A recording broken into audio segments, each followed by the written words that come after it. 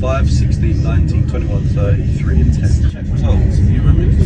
Hello guys, it's Pod a Day, Dr. Way, all that good stuff. This is 193 of Podcast a Day. I feel like my throat or voice or something feels fucking like it's going. I don't really lose my voice ever, so I don't think it is. I think it just, I don't know, but I like it. Fucking hell, I feel like making some soul music. I feel like hooking up, well, I feel like hooking up with, no, I was gonna say I feel like linking up, is that the better word? Like, is Lionel Richie soulful? No, what's that? Tom Jones? What's no pussycat? He's got like a husky kind of voice. I don't know. I'm not really well cultured in that way. Anyway, this is Pod a Day. Do a podcast every single day. Don't ask me why that's the case. It's just a time loop kind of scenario I've forced myself to be imprisoned of. It was raining. It is raining. It still kind of is raining. How's everyone doing, man? How's everyone doing? Is everyone doing good? Is everyone doing good? That's great. Sam Levinson, you doing good, man? That's great, man. I didn't watch The Idol. I didn't watch The Idol. I know. I'm a pussy. But what can I say? I cringe easily, and I respect myself maybe, or at least a little bit too much. Not too much. I mean a little bit. At least enough to not watch The Idol, and not to put myself through that. I don't like torture porn. I don't like fucking. I don't get a kick out of. I'm not a masochist. I'm not a sucker for pain. As the song goes, I'm not a sucker for pain. Although I did watch Moist Critical, Charlie, whatever you want to call him, the man of many titles, talk about this show, along with about a lot of Twitter discourse. And oh my god, everything I've heard of it makes it sound like the perfect show for maybe a 14-year-old boy, sort of just very horny child, or Sam Levinson, the creator, but nobody else is that really for. And I made a video, like a main channel video, called "Why Are Standing Ovations So Long?" At Cannes, and I was talking about standing ovations at Cannes because they all have really long standing ovations, which you all know, and it's like it appears to be some sort of pretentious slash tradition thing they do there, and it's kind of like, why the fuck are they doing that? And I kind of looked into it and stuff. I made this video about it. I was pretty sure it was like 6 minutes. All my videos are. And I was speaking about sort of Killers of the Flower Moon, but also Indiana Jones. Because this is what made me make the video. It was like Indiana Jones. It was like, okay, fair enough. I get. It was not pretentious film-loving people standing in a room clapping a film, whether the film is amazing or not, for anywhere longer than 45 seconds is insane to me, right?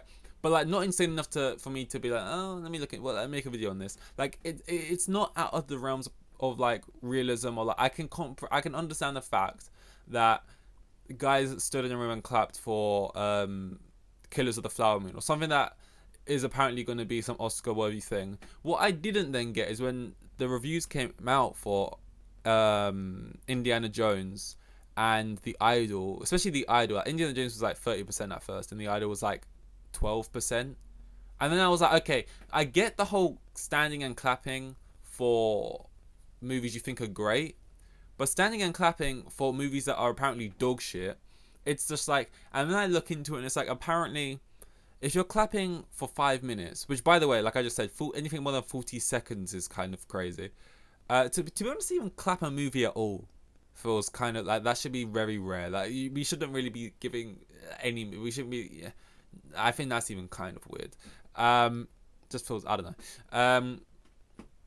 But I guess I could understand anything like 45, whatever.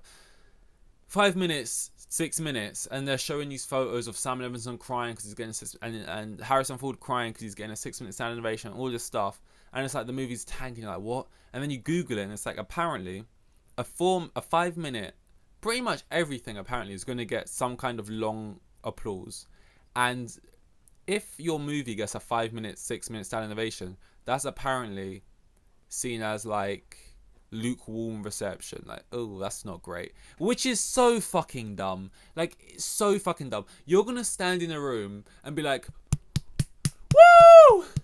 Woo! And that's meant to translate to lukewarm reception because you didn't do it for another 7 minutes. Like, weird. Okay, sure. Like, just whatever. Hollywood's a weird place. But that's not even the craziest bit. I mean, now I'm tangenting. If I'm really I'm meant to be talking about Sam Levinson, but like,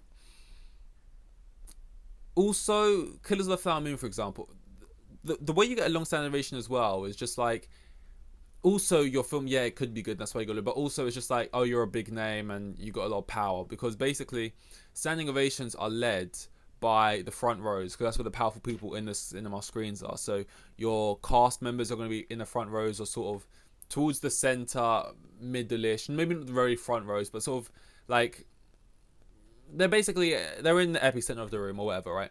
They're in the powerful points, and you got your filmmakers and your actors and your people close to filmmakers and actors who are, you know, the entourage, right? And in Killers of the Flower Moon, at about 6 minutes, 7 minutes, the applause started to die down, and then you see the cast members, Leonardo DiCaprio, and some of the more because I don't know what the film's about. I think it's about, like, is it about Aboriginal? No, it's not about Aboriginal people. It's about a certain culture, I can't remember, but it's about an underrepresented culture, and some of those cast members are in there, and now they're hollering, they're screaming, they're going woo, like, they're going crazy, right? And they're just getting, like, they're basically riling up the crowd again to, like, go again, like, keep clapping, and the people in the further back rows are basically just following like sheep what, like, the cast members are doing. So they're basically controlling the length of the fucking applause. Then the applause goes on for like 9 minutes. It gets this press like, oh, because the Flower Moon received 9 minutes standing ovation. God damn, you know, god damn. This movie must be fucking incredible. And it's just like, it's just all bullshit anyway. And then it's just like, what's the fucking point of this? Like, I think clapping for long is silly anyway. But if it's just a tradition thing, and it's just like, it's a good way to kind of gauge early views of a film, then, like, sure, I guess it's fun enough to look at it and be like, oh, this one I was looking forward to, you got this song with Sound Innovation, that's building to hype, and then the reviews will come out and they'll build to some more hype, and then you'll see a trailer and they'll build to some more hype, and you'll go and see it and you'll see if it lived up to the hype, or if you can make your own evaluation after that, right? But it's all fucking bullshit nonsense anyway, so, like, why the fuck are we doing it? We might as well just all sit there with fucking muzzles on and walk out. Like, it doesn't matter. Like, it's all just made up. Anyway, Sam Levinson's thing, he's crying there as if, like, they're all fucking, you know, just, I don't know, giving him the keys to the fucking city. And he's like, you know, and then the movie comes out, gets 9%. It becomes, and everyone's like, it's the worst television show I've ever seen, and it's dog shit, and it's fucking awful. And The Weeknd's in it, and The Weeknd is honestly doing career suicide.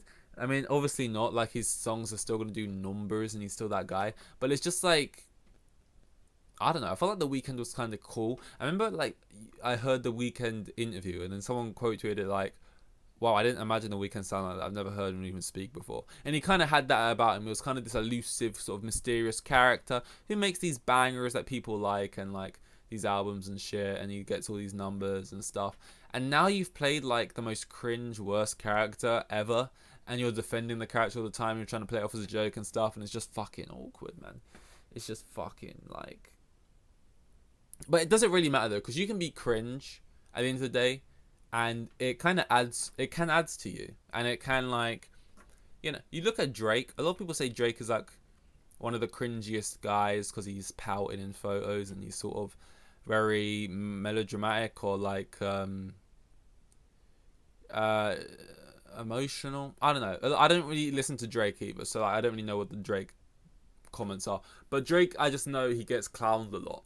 But at the same time, everyone loves Drake, and Drake's that guy, and everyone looks up to Drake, and people in the industry look up to Drake, and everyone wants that Drake feature. I want to meet Drake, or Drake this, Drake that, Drake.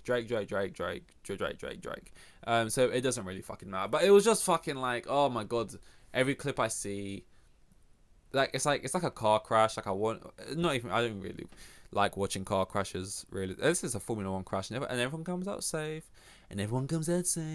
It's like a Formula 1 car crash. It's like, I really want to see it. No, but I don't want to look away from it. What do I actually like? What do I want to see, but also want to look away while looking at it? It's like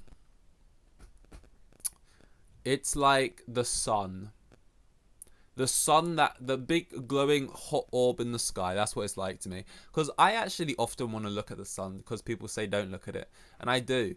And while I'm looking at it, I know I should be looking away, and I want to look away. I don't want to go blind, but then I look at it anyway, and I feel powerful or something, and I feel like I'm doing, I'm doing what couldn't be done. I'm going where no man went before, and I'm looking at the goddamn sun, and I'm looking at it, and it's just there, and it's glowing, and I'm looking away, and I'm seeing spots.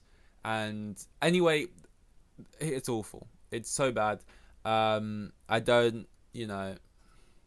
that's one of those roles though. If I was like, say I was cast to play the character the Weeknd plays, and then I walk in on the first day and I realise, somehow only then I just realise, I don't read stage directions or anything like that, or the fucking script. I walk in and I realise, oh, this isn't for me.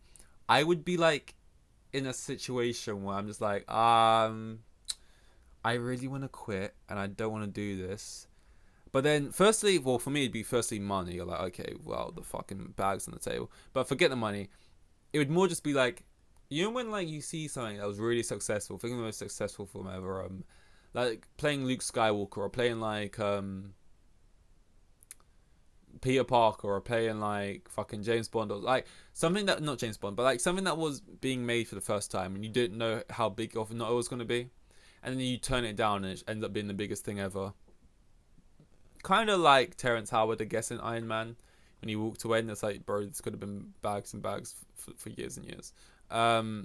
You could have been in Secret Invasion right now, fucking arguing with what's his name, Samuel L. Jackson. But instead, Don Cheadle's doing it, and he's taking your bread. It's like I was watching Dave Lil Dicky's show, and they're doing like this scene where they're at what's that fucking fashion event called, where you wear mad shit? Oh my days, what's it called? You're taking the piss. What is the fucking thing called? Fashion event. I don't know how I'd find it. Fashion event. Zen. Disney princess. Okay, yeah. Met Gala. I had to try and think of like an outfit that was specific enough for me to like type in, and then it would come up, because that was just a weird one. And then Met Gala. So they're at the Met Gala, and then like they're asking Don Cheadle questions and stuff. This is a fictional show, by the way. And they're like, Don, what roles you got coming up? Anything exciting? And he's like, I don't know, some Marvel shit. And he like runs up the stairs, and it's like, yeah, it's like when Samuel L. Jackson was like, I'll keep doing these. I can't do their voices. I'll keep doing these as long as Marvel asks me to, or whatever, right? It's like, yeah, probably they've built up a good relationship now with these people, and they enjoy working there. It's probably a fun time getting to just fucking run around shooting people and shit. But also, it's like, and they're paying me the fucking bag, and it's like great, and the money's sick, and it's like, why would I not? Why would I try and be like, I'm better than this? I only want to do like, I know who I am. I know I'm fucking Samuel L. Jackson. Everyone rates me. I could do some sick shit, or I can do Marvel shit, and who's gonna care? It's not gonna lower my stock. I'm gonna keep making the money, and I like the people I work with. And also, there's a high profile of actor in this as well. Like, I'm working opposite Don Cheadle and other people adjacent. What is the white guy called whose name I always forget? What is his name? I'm gonna have to Google it. And I love that I can now. Secret Invasion cast. I mean, Kingsley Benadir's in it. He's a great actor. He's a top actor. Ben Mendelsohn. He's in it. Kobe Smulders in it. Olivia Colman, Martin Freeman. It's a good cast. Emilia Clarke. Anyone else? Christopher McDonald, who apparently is gas, but I don't think I've really seen him in anything else. But apparently that's sick. But yeah, that you get the fucking point. What was I saying? Yeah, Don Cheadle, what do you think down? Terrence Howard's. Oh yeah, met fucking The Idol. Was that a duck? The Idol. Yeah, I'd be scared that like I was turning down the next biggest thing. It's Sam Levinson. He's off Euphoria. I could be Zendaya. And then you end up being in it, and you're like, oh, that was suicide. I'm never going to work again. But I don't know. I feel like nowadays, I think we're getting to a point where if you're in a film, 90% of the time, if like one or more members of the cast are singers, then it's probably an L. Like there's a couple of exceptions to the rule, but like recently I've like given these things the benefit of the doubt. But if I was look at a lot of these times where it's like The Weeknd, or it's like what's the fuck's his name? I just had it in my head and I've forgotten it now. Like Harry Styles and Don't Worry Darling and stuff. Like I was under the assumption, oh, they can't. He must be like, I'm not saying he's dog shit now out of nowhere, but like he was like, he got Don't Worry Darling, you got like this My Policeman TV series. He also had Eternals and stuff as Thanos' brother, and just going like, oh, and he was in Dunkirk, Christopher Nolan. You're thinking, oh, he must have sung about him, but then Don't Worry Darling is shit, and he's not that great in it. And then you got, oh, The Weeknd, this could be pretty cool, and it's got these people and that people. And it's like, I just think for the most part, when you're getting these like rappers, singers to like appear and stuff, trying to make their acting debut, it's kind of rare that they're actually decent. Like I think, and if they are, they're not just playing a version of themselves, kind of. And I would say, off the top of my head, Lady Gaga is an example where it works. I can't think of another one right now, and I mean high profile, because there might be some people who were like doing music first. I just don't remember. But the way how it had like Troye Sivan in it, for example, and it has The Weeknd, and it's just like this cast just feels like. Looking back now, it kind of feels obvious that 2 and 2 1 put together. Anyway, though, throat's going dry. I gotta do another one of these after this, and then an F1 pod. This is Pod a Day, Doctor Away. This is episode 183. No, 192, 193, somewhere in that region. That's all though. Thanks for watching. I don't know how I end these. See you in 183. Here with the kids, and they had like 3 kids, and the geezer was probably on like maximum 20 bags a year. Like the most boring bloke you'll ever meet, like Euros.